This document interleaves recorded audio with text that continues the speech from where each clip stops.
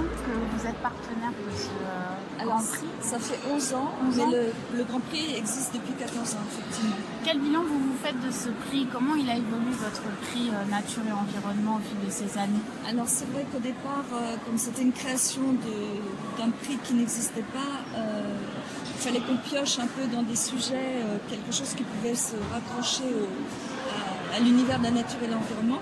Et au fil des années, on voit qu'il y a vraiment des étudiants qui ont vraiment travaillé dans l'idée de postuler, si on peut dire, pour cette mention nature et environnement. Et puis, on a chaque année donc des reportages qui partent dans tous les sens. Ça peut être au bout du monde. On a primé une fois un reportage qui se passait en Afrique. Aujourd'hui, c'est le sud de la France. C'est assez intéressant de voir l'ouverture que peut donner ce type de thème. Vous êtes très engagé, vous disiez tout à l'heure que vous voyagez beaucoup. S'il y avait un combat ou quelque chose que vous aimeriez mettre en avant à travers les voyages que vous voyez? Alors c'est toujours la même chose en fait, c'est principalement la nature, les femmes en général et les enfants.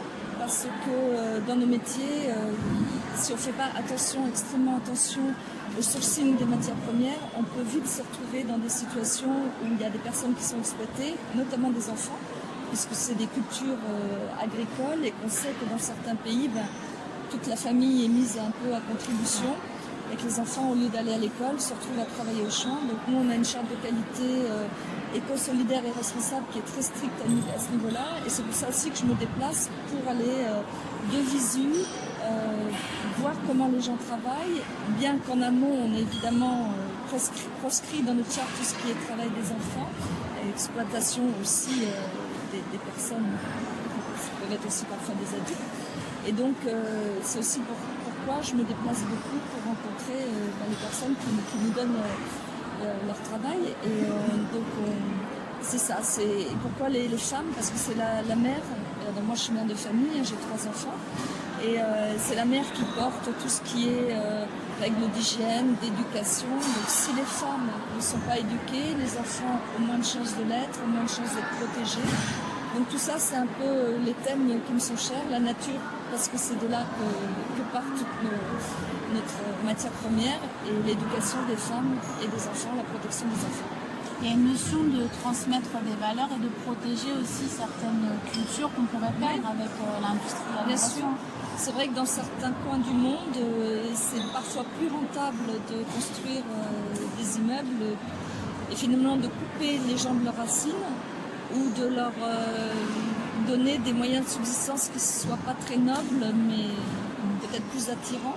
Et donc, en nouant des partenariats sur le long terme avec des producteurs, on garantit aussi cette continuité à la fois de tradition, de tradis médicaments par exemple, mais aussi de culture et donc par conséquent de protection de l'environnement, puisque ce qui n'est pas détruit par l'homme va rester. Et c'est parce que par exemple il y a des pays comme à Madagascar qui sont très très pauvres, où finalement parfois il y a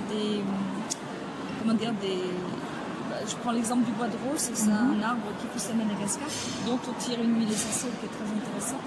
Mais parfois, c'est plus rentable de couper l'arbre pour le vendre, pour faire des meubles, que simplement continuer à cueillir ces rameaux, les distiller.